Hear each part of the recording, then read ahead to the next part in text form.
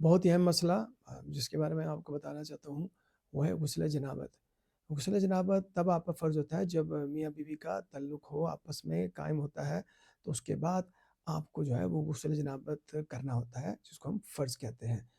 تو ویسے تو غسل جنابت کے 3 فرض ہیں اور اس کی 5 سنتیں ہیں، لیکن یہاں مسئلہ یہ ہے کہ آج کے سوشل میڈیا کے دور میں آپ کو ایسے صاحب بھی ملیں گے، حضرات بھی ملیں گے کہ جو کہتے ہیں جی ایک کوئی فرض ہے غسل کا تو وہی کر لو تو کام ہو جائے گا۔ ایسا ہرگز نہیں ہے۔ وہ کہتے ہیں جسم پر پانی بہا لو تو بس کام ہو گیا، ایسا ہرگز نہیں ہے۔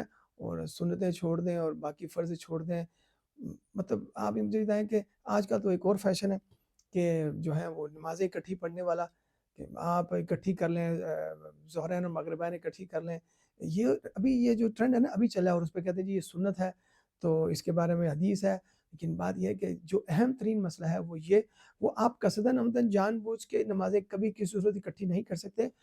کوئی ایسا معاملہ ہو، شرعی عذر ہو، آپ سفر میں ہوں، اللہ نہ کرے آپ بیمار ہوں، تو پھر اس معاملے میں آپ کر سکتے ہیں۔ اب یہ نہیں کہ آپ گیم کھیل رہے ہوں، کرکٹ فٹ بال آپ کھیل رہے ہوں، آپ مووی دیکھنے چلے گئے یا آپ کوئی پکنک منانے چلے گئے اور آپ نے ان کو اس صورت میں وہ اکٹھی کر لی، وہ منع ہے، اس صورت میں نہیں ہے۔ اور یہ بھی ایک آپ نے اس کو اپنی روٹین نہیں بنانا، اب یہ نہیں ہے کہ آپ نے ہمیشہ کے لیے اس کو اختیار کر لینا، لیکن یہ جو غسل والی سنتیں ہیں یہ بہت لازمی ہیں۔ اب کبھی بھی ایک فرض کے چکر میں نہ پڑیے گا اور نہ یہ نمازیں اکٹھی کرنے والے چکر میں نہ پڑیے گا، یہ آج کل کا فیشن ہے۔ اور کہتے ہیں دین میں جو ہے دین کے معاملات میں سختی نہ کریں، نرمی کریں۔ اب مجھے یہ بتائیں کہ صرف دین کے معاملات میں آپ کو نرمی چاہیے، کیا نرمی چاہیے؟ وہ والی سختیاں بھول جاتے ہیں آپ کہ آپ بچوں کو پڑھانے کے لیے، ان کو تعلیم دلوانے کے لیے آپ کیا کیا پاپڑ نہیں بیلتے، کیا کیا بچوں پر سختیاں نہیں ہوتی، اور اپنے کاروبار میں اپنے ٹیکسی چلانا اور مزدوری کرنا، مزدور کتنی سختی سارا دن برداشت کرتا ہے، گرمی ہو سردی ہو، جو لوگ باہر سڑکوں پہ، جو باہر بلڈنگوں پہ کام کرتے ہیں، مشکل ترین کام کرتے ہیں، اس سے زیادہ سختی ہوتی ہے دین کے معاملات میں، آپ کو لگتی ہے؟ قربان جو آپ لوگوں کی سادگی اور علم کے کہ آپ دین کے ان معاملات میں جو بہت اہم ہے، آپ ان کو کہتے ہیں جی وہ سختی نہ کریں، وہ نرمی کریں، تو باقی معاملات میں ہمیں بیماریاں لگ جائیں، کب بھی ہو جاؤ، ہاں جی وہ آپ کو سختیاں نظر نہیں آتی۔ تو خدا کے بندو بات یہ ہے کہ وہ جو دین کے احکامات ہیں اس پہ آپ کو پابندی کرنی چاہیے، سختی کے ساتھ، ایمانداری کے ساتھ۔ تو غسل کی بات یہ ہے کہ آپ کو غسل جنابت جو ہے وہ فرض ہے، اور اس کے 3 فرض ہیں اور اس کی 5 سنتیں ہیں۔ سنتیں اس میں لازمی ہیں۔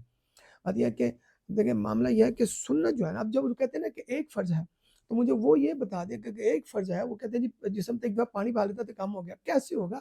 جب آپ نجاست اور ناپاکی نہیں دور ہوئی تو غسل جنابت کیسے ہوگا جو فرض ہے؟ بات یہ ہے کہ ہمیشہ بات رکھیں، میں آپ کو بڑی تفصیل سے اور بڑی جلدی میں یہ بڑا مطلب اچھے طریقے سے بیان کر دوں گا، اور آئندہ سے اس پہ عمل کیجیے۔ والا میں نے تو اپنی ایسے لوگ مجھ سے ملنے آتے ہیں، 70 سال عمریں ہو جاتی ہے، یقین جانیں ان کو غسل جنابت کا سرے سے نہیں پتہ ہوتا کہ کیسے ہوتا ہے۔ تو میں ایسے معاملات کہ میری عقل دنگ رہ جاتی ہے، اور میری تو ڈیوٹی ہے الحمدللہ سب کو بتانا سمجھانا، تو میں بڑے اچھے طریقے سے سب کو بیان کرتا ہوں۔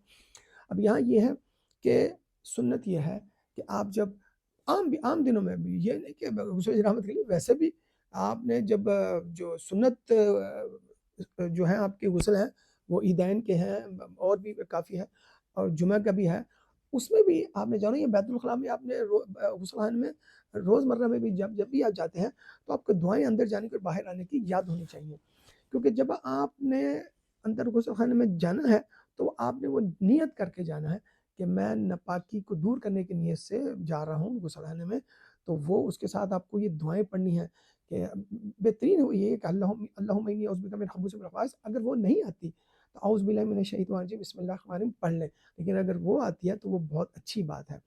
جب آپ نے یہ دعائیں پڑھ لی، نیت کر لی ناپاکی کو دور کرنے کی، تو آپ اب اندر جائیں گے، تو اب اندر جانے سے بات ہوئی ہے کہ باہر والوں سے ہر قسم کا رابطہ منقطع ہو گیا، کوئی آپ نے گفتگو نہیں کرنی۔ اور یہاں تو میں نے آپ یقین جانے باہر کیونکہ ایسا سسٹم ہوتا ہے کہ وضو ایریا ہوتا ہے، اس کے ساتھ ہی وہ بیت الخلاء بنے ہوتے ہیں، اور لوگ باہر والے جو ہیں وہ وضو بھی کر رہے تھے اندر والے سے، بات جو ہے وہ ہم کلام اکثر لوگ ہوتے رہتے ہیں، تو یہی گھروں میں معاملات ہوتے ہیں، پتہ ہوتا نہیں ہے، اندر سے واضح دے رہے اور غسل بھی اور پتہ نہیں ہے اور نہانا بھی ہے، جو بھی کرنا ہے باتھ روم یوز کرنا ہے، تو آپس میں باتیں ہو رہی ہیں، اور بعض لوگ تو معذرت کیا سگریٹ، موبائل، اور آپ مطلب کوئی بھی ایسا عمل کرنا مجھے میری سمجھ سے باہر ہوتی ہے کہ آپ کا علم کہا جاتا ہے، آپ کو یہ ان معاملات میں آپ کو پتہ نہیں چلتا، اور جس کے آپ کو یقین ہے کہ آپ کو آخرت میں اس کا حساب دینا پڑے گا ایک ایک پل کا، کہ آپ یہ کیا معاملات کرتے رہے، کہ کہ آپ موبائل اندر گیمیں کھیلیں، اور بعض کا معاذ اللہ لوگ مووی اور یہ دیکھتے ہیں، دوران باتھ روم یوز کرتے ہیں لوگ، ایسی حرکات کرتے ہیں. تو خدا کے واسطے آئندہ کے بعد کبھی بھی باہر والے سے ہم کلام نہ ہو، نہ اندر سگریٹ پیئیں باتھ روم کے، نہ اپنے موبائل پر کوئی ایسے عمل کریں. لوگ تو اندر اسمارٹ واچ لے کے اندر بیٹھ جاتے ہیں اور اسی پہ سارا کوئی میسج ہو رہے ہیں، انا للہ و انا الیہ راجعون. خدا کے بندو، ان معاملات چھوٹے آپ ان کو چھوٹے معاملات سمجھتے ہیں، لیکن ان کی آخرت میں حساب بڑے بڑے دینے پڑیں گے.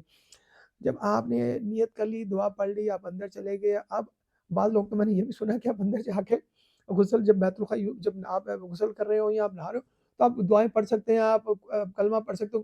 اللہ و انا، خدا کے بندو کیا درس دے رہے ہو لوگوں کو اس حالت میں. جی جب آپ کے جسم میں کوئی کپڑا نہیں ہے تو آپ بیت الخلاء میں ہیں، تو آپ کیسے وہاں پر اندر کوئی آیت پڑھ سکتے ہیں، دعا پڑھ سکتے ہیں اور کلمہ پڑھ سکتے ہیں؟ کیا کر سکتے ہیں؟ کیسے؟ ہرگز نہیں. اس لیے فرمایا گیا ہے کہ باہر سے نیت کر کے دعا پڑھ کے اندر جائے، تاکہ اندر جا کر آپ کو کسی ضرورت ایسی نہ پڑے کہ آپ اندر جا کے تعوذ و تسمیہ اندر ہی پڑھنا شروع کر دیں. ایسا ہرگز نہیں ہو. یاد رکھیں، جب آپ یہ پڑھ کر اندر چلے گئے باتھ روم میں، اس کے بعد کوئی کلام نہیں ہوگا، کوئی ایسا اندر عمل نہیں ہوگا. آپ جائیں اندر جا کے. اب سنتیں یہ ہیں، سنتیں اس لیے امپورٹنٹ ہیں کہ میں آپ کو بتا رہا ہوں کہ آپ فرائض کے چکر میں سنتیں بھول جائیں، ایسا بھی ہرگز نہیں ہے. پہلے سنتیں سمجھ لیں کہ وہ 5 ہیں. اس میں آپ کیا ہے، دونوں ہاتھ گھٹوں تک آپ نے دونوں ہاتھ دھونے ہیں، اور اس کے بعد آپ نے استنجا کرنا ہے، اور جہاں آپ کی نجاست لگی ہے اس کو آپ نے پاک کرنا ہے. اور یہاں یہ ہے کہ آپ نے جو غسل میں جو وضو ہے، وہ غسل سے پہلے وضو کرنا ہے. آپ وہ وضو کر لیں اور 3 مرتبہ پانی میں بہا لیں، یہ سنت ہے. لیکن جب آپ نے ہاتھ دھو لیے، استنجا کر لیا، نجاست کو دور کر لیا، اس کے بعد آپ نے جو ہے ہاتھ دھو کے دوبارہ اس کے بعد آپ نے وضو کرنا ہے. جو آپ کے نماز اور قرآن جیسے پڑھنے کے لیے آپ نارملی وضو کرتے ہیں، وہ وضو کرنا ہے. یہاں یہ عمل یاد رکھیں کہ جو 3 فرض ہیں نا غسل کے، وہ ہے کلی کرنا، غرارہ کرنا. روزہ نہیں ہے تو کر لیں. بعض لوگ اس پہ بہت زور دیتے ہیں، لیکن میں اس پہ زور نہیں دوں گا.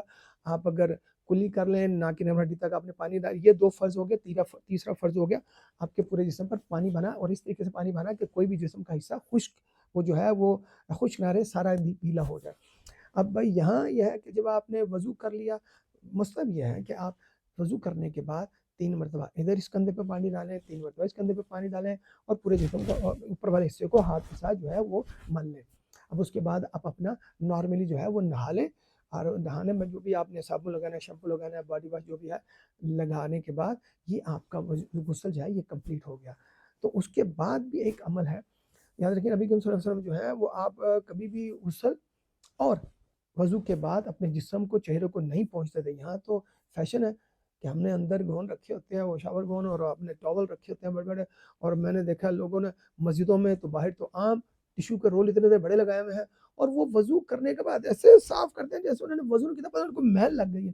بھیا یہ جو قطرے ٹپکیں گے نا آپ کے چہرے مبارک سے، جب قطرے ٹپکیں گے نا وضو کے بعد، تو وہ آپ کے لیے اوپر الحمدللہ گواہی دیں گے آپ کے وضو کے نیک ہونے کے، اچھے ہونے کے، خوبصورت ہونے کا.